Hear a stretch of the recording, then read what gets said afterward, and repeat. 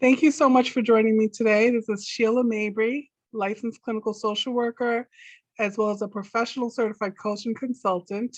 Sheilah is speaking with me today about Mary Pender Greene's concept, developing your virtual personal board of directors. Thank you so much, Sheilah. Okay. It's okay. It's about direction too. So you got that. It's good. Okay, Okay. terrific. So Sheilah, what was the process like for you to form a virtual personal board of directors?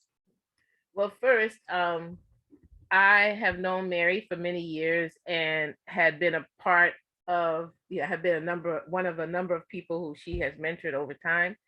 And this concept, my developing it, not the concept, but my own virtual personal board of directors was interesting because um, I wanted to do it so that I could have it for myself, but also be able to show other people or take other people through this process.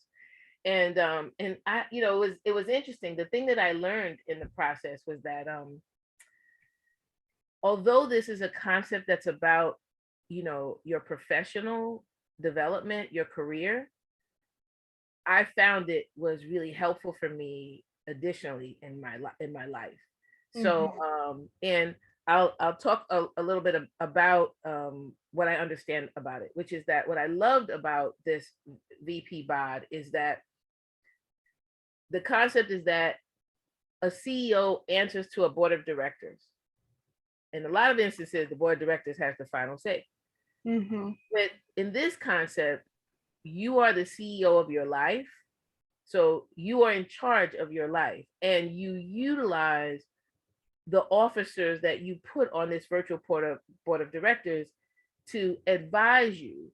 You can take them on and off as you see fit. Mhm. They don't even necessarily know that they're mentoring you in any way Mhm. necessarily, which is why I don't know, it's kind of sneaky. Like you could put them on and take them off as you see fit because a lot of Mhm. people don't have time. We're all busy. People who mentor and people who are being mentored, like we're busy. And so relationship building is the most important thing in this, and it requires time.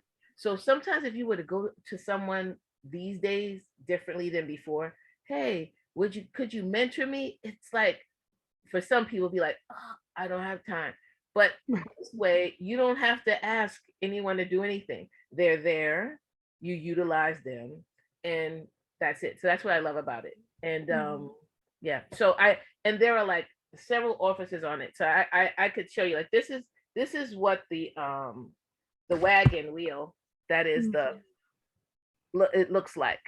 And the different offices on it, which I find it's like a circle of mentors. So they have a diversity and equity officer, a chairperson of the board, professional guru, chief technical officer, chief financial officer, members at large, chief political analyst, chief legal advisor, marketing and branding officer, ethics and moral officer, and health and wellness expert and education officer. So and I said diversity and equity officer, right? And the way it kind of works is, I'll show you this too. It's all in the book, but you know, if I showed you this, you'll see people's names. But I don't want you to see my name. Okay.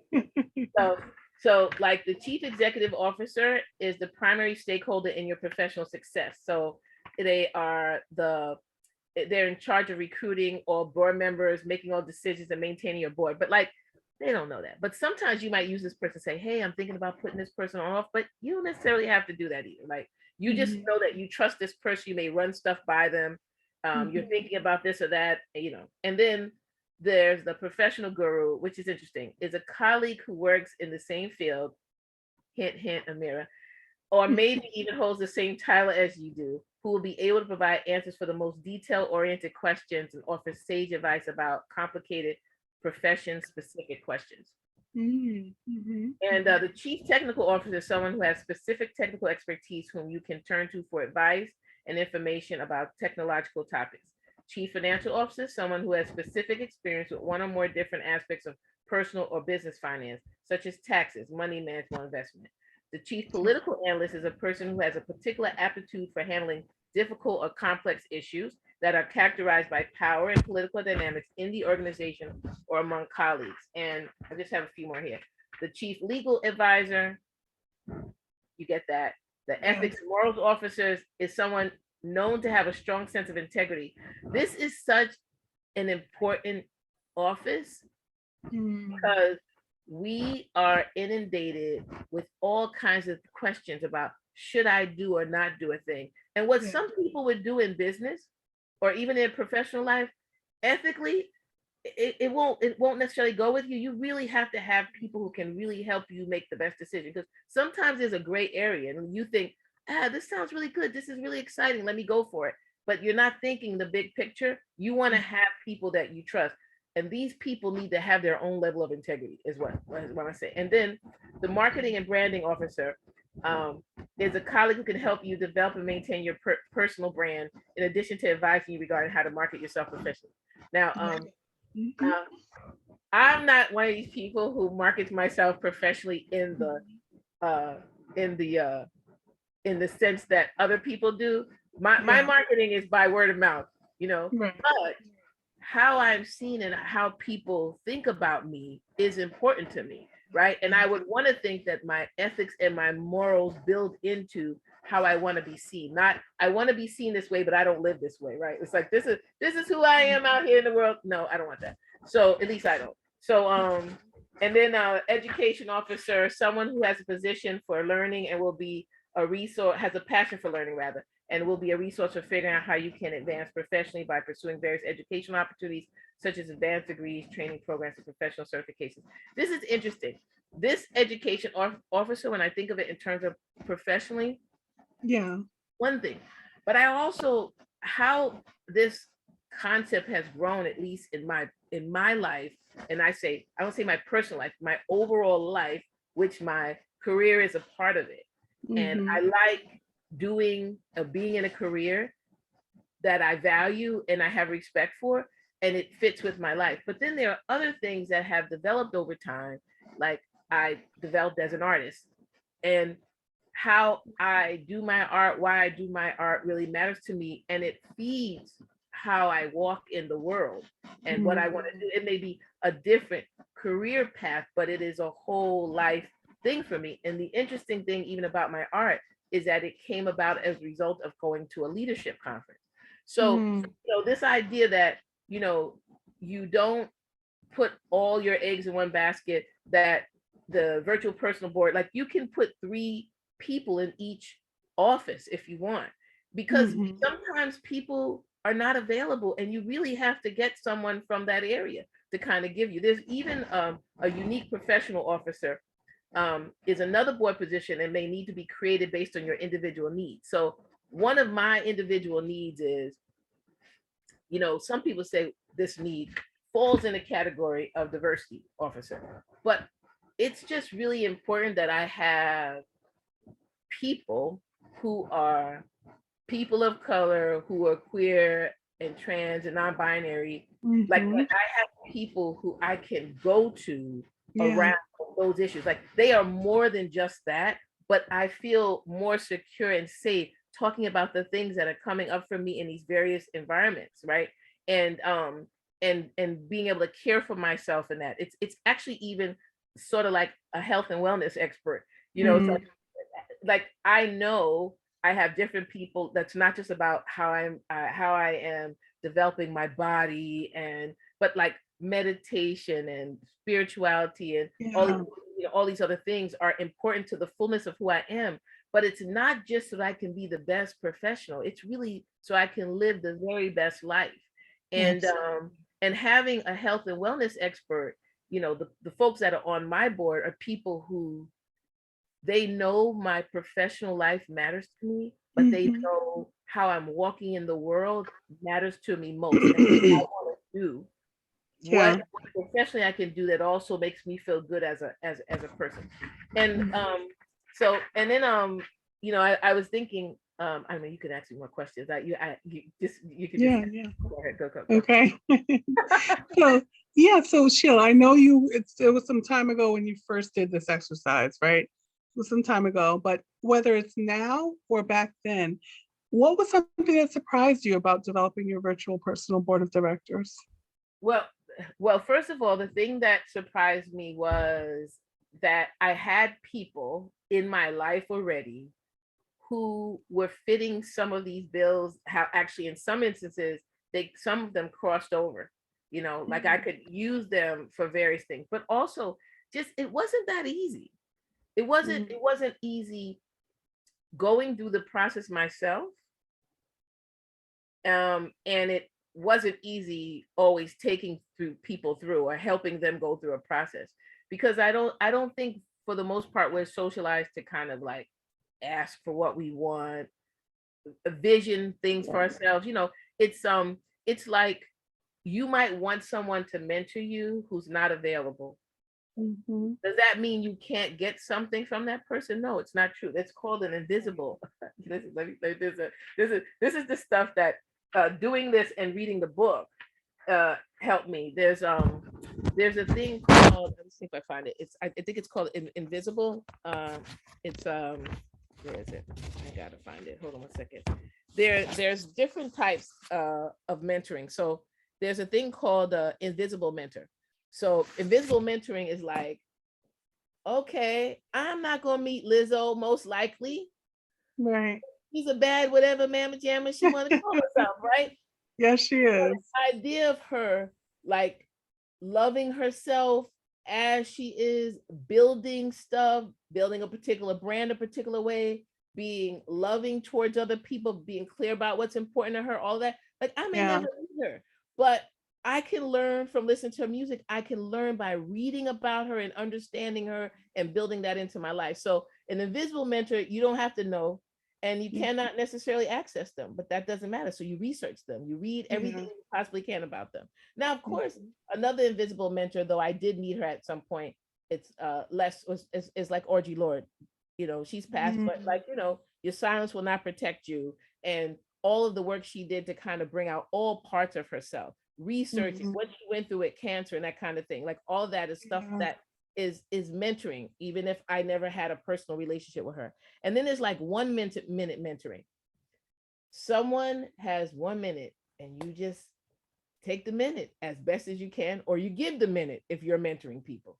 And or 1 minute is like someone speaks, you get on a line, you talk to them, they sign a book, you ask a question, and you take advantage of that, right? And sponsoring is another form, a modality, which is like you give people access, or your mentor gives you access to people, right? So like when somebody says, like, I'm not here, it's like, ooh, no. But like if I send somebody somewhere to somebody that trusts me, they're gonna take care of them a particular kind of way. If someone sends me if Mary sends me somebody, if you send me somebody, if one of my other college friends, Tonya, sends me somebody, personal, professional, whatever, like I'm gonna take care of them. I'm gonna take care of anybody. This is how I see it. Because I feel like we can be mentors without ever being told that we are. So someone sends me a resume for a job and the resume looks a particular kind of way. Some people say, I ain't got time for that. I will call a person up. I'm gonna make the time and say, this is the areas where it's problematic, or this, I'm gonna do that. That's a few seconds of my life. And they may not get the job with me, but they're gonna have something to take on. And so the other thing I just want to tell you about this, it's the VBOD, but it's also like the concept of mentoring and stuff, which is that one of the things I learned from Mary early on, and she spoke about this when she did a keynote for NASW. She talked about like people who are in your network, and the idea that, you do this stuff, whether it's utilize people on a virtual personal board or do stuff for other people who are on yours or whatever. It's not this thing I did for you, now you give it back and all that. It doesn't work that way. It really just is, you are generous, and generosity comes back at you, right? Abundance comes at you as you are generous. It's not about, I spoke to somebody and they didn't give me something, or I don't want to talk to this person because they have nothing to give me. There's always something to give and receive in an exchange. And so you never know who's going to lead you to someone else. And so you always want to think in terms of whoever's coming to you. It matters in terms of sponsoring who sent, but you want to think that, the universe is a sponsor that sends you somebody, right? And how you treat that person has an impact on how they walk in the world. Like that's how you want to see this. I believe that for sure. Yeah, I'm totally with you. So, yeah, Absolutely. so Absolutely. I'm so Okay. excited about this. Can you tell? Like, Yeah, yes, yes, yes. So that leads me to our next question. How has having a virtual personal board of directors impacted your career? okay, so this is interesting. So I used um I used this VP BOD to help me move in an organization, not just up, but throughout. Like like who I connected to, Mhm. what I was able to give and receive in the process, it just opened up so many doors for me. And even the idea of like being a director at one point, and like I was busy, but I still Mhm. wanted students. And I wanted students, and at one time, like no one had their SIFIs in my program. And Yeah. so I made them.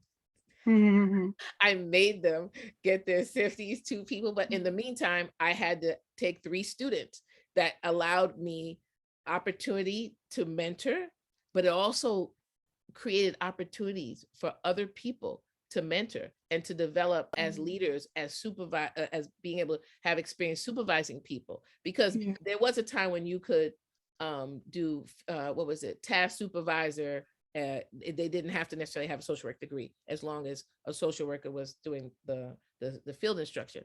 But Mhm. it then they became field instructors, and then they could then have their own students, and it just was just an interesting process like that too, like how to think about like where can you offer learning across, not just with social workers, across an organization. How can you receive and learn things from a range of people? um Mhm. one of the things Mary talks about is how in this book is how over time, the mentor-mentee relationship changes. And Yeah. there's also a thing called reverse mentoring, which is like reverse mentoring is a younger person. And I don't even want to think in terms of age. A younger person, less seasoned in the field as maybe the mentor, can receive mentoring from someone who has more information. Like Mhm. it's just the thing, the concept of mentor here, mentee down here, not good. It's not a, Mhm. it's not even a good modeling. And so even when I am working at doing stuff of helping people develop as mentors, from my own experience of being mentored by Mary and by other people who Mhm. saw more in me, also saw what they could receive from me and what I could give to them, blah blah blah, is this idea that like you don't get everything in one place. And Mhm. also, if you're mentoring people, whether they ask you and you accept, or whether you are in some kind of relationship where someone is asking you for something, you can never think that you are the one who has everything. There's nothing that you can learn from Yeah. this person who wants something from you. Just even in a 1-minute exchange, like I hope that there's something. I hope a reverse thing can happen, is Mhm. how I always see it, right? So anyway, Yeah. but yeah. So Mhm. Terrific. And I love how that kind of changes like the power balance too, right? Everyone comes in with something to offer, right? Even if you're learning more about a particular thing, everybody at the table has something to offer. I think that's right, absolutely. and there are a lot of programs that exist now that put mentors and mentees together because they hope that they will build a relationship that will transcend time. But in some instances, those are like forced things. Like it may be stuff around identity. Like I want to have a mentor who's a person of color. So put a person, I want a queer person with a queer person, trans person, like all of that. Cisgender person with a cisgender person, like the ranges of like whatever Yeah. that is. But it still is necessary when you are put with someone, whether they consider themselves the mentor and you consider yourself the mentee, that there's a negotiation that is happening What do you want? What do you need? And having this VBOD, even using this to give to both someone who is mentoring and someone who is being a mentee, is a really important thing to have. Like, who should you look for? And of course, it means don't try to get everything from this one person, you know. And Mary is very, very busy, very, very busy, and has gotten busier and busier over time. And she always figures out a way to make time when she can for people. But I love the idea that Mary never expected me to get everything only from her. And I mean, that's the idea of sponsoring, connecting people to other people. Like, that's an important thing. Like, it is. And I never expect that people who I mentor, that they're going to think Sheilah has it all and only me. Oh boy, I don't want that responsibility. And so many people that I've mentored have given me so much that I'm just like, it's like having clients. You're like, why are they paying me? I should be paying them for the gifts that they bring me. Like, they trust me with their information. I have a responsibility to do something with it. And then it's like, ooh. But then I say, okay, I get paid here, and then I pay out other places. Like, I'm like sharing the wealth all over the place. You know what I mean? So anyway. And it's also like the joy of connecting with them in that way, right? Absolutely. Absolutely. So Sheilah, I have one more question for you, right? When you think about Mary's book, and when creative mentorship and career building strategies, how to build your virtual personal board of directors, and when you think about the VP BOD, right? What is the single educational piece of learning that you feel impacted you the most regarding either the book or the concept? I think the biggest one I named earlier, which is that you're the CEO of your life. I don't even like to think, though, in terms of like CEO stuff, corporate capitalism, blah, blah, fine. But just as a concept, I am in charge of my life, and I can give and receive so that I can be the best person I can be. And if my career benefits from this, wonderful. And my personal life helps my career, like my source, my life source, my purpose, all of that, like that I am in charge. Now, the funny thing is, I am and I'm not. It's like, I never want to think that I don't have any choice in my life. This tells me, if I look, if I stretch, if I work through my fears, if I even push past my greatest whatever, that there can be even more that I can want, like, I can be the best person that I can be. Now, I'm a Black, queer woman, cisgendered woman. And as a person who does a lot of anti-racist work, anti-oppression work, I don't believe that this is going to help me alone without the concept and understanding, which is why I'm glad there's a diversity officer on here. Like, stuff impacts us differently.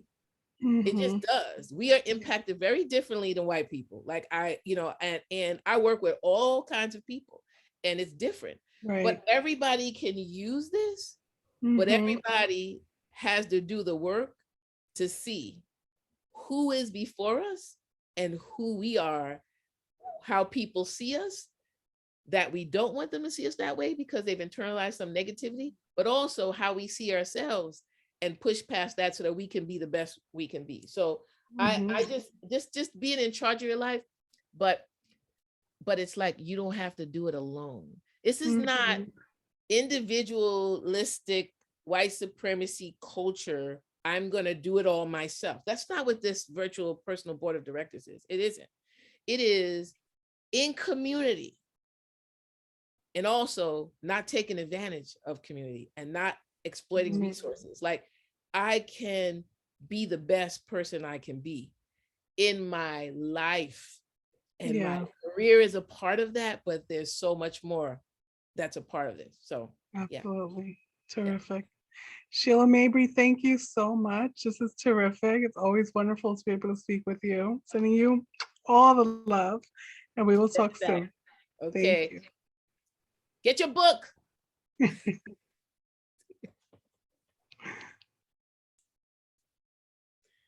Okay.